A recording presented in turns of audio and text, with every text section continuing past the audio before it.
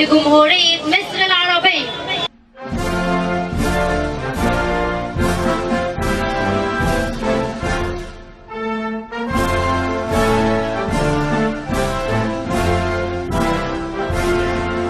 نجتمع الآن في هذا اليوم المختلف الترفيهي لشباب الإسكندرية 2023 الذي تنظمه جريدة الوطن الدولية نيوز برئاسة المهندسة والإعلامية يوستينا أشرف.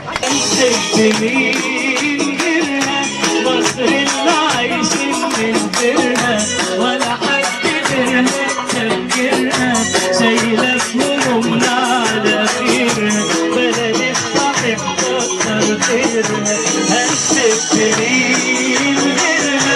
مصر اللي عايشين من غيرها ولا حد غيرنا تفكرها، شايلة همومنا على خيرها، بلد الصحيح كتر خيرها.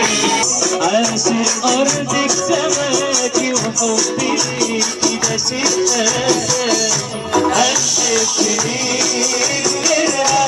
مصر اللي عايشين من غيرها ولا حد غيرنا تفكرها، شايلة همومنا على خيرها. هي اسم كتب حروفه من الماسي وتوشح بالجمال، الإبداع والتميز عنوانها، مع الإعلامية والمهندسة يوستينا أشرف رئيس جريدة الوطن الدولية نيوز.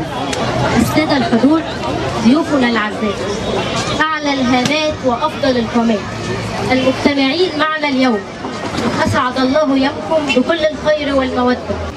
كفوفنا ممدودة لكفوفكم لنصنع معا مستقبل مشرقة لمصرنا العظيمة بقيادة فخامة الرئيس عبد الفتاح السيسي رئيس جمهورية مصر العربية.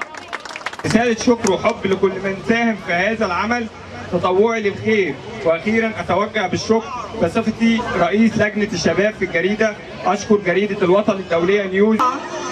وانا لسه يا دوبك عروسه جديده، لا هعرف اعيش ولا هبقى سعيده، قدرت اموت ولا لحظه يعيش الوطن موجوع، قالت له بغيابك هعيش الشموع، وهستنى منك لحظه رجوع، وياك تطلع العدو، ده لله وحده الخضوع.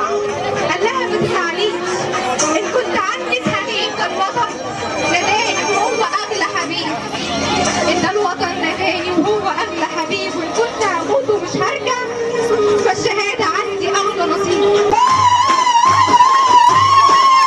يلا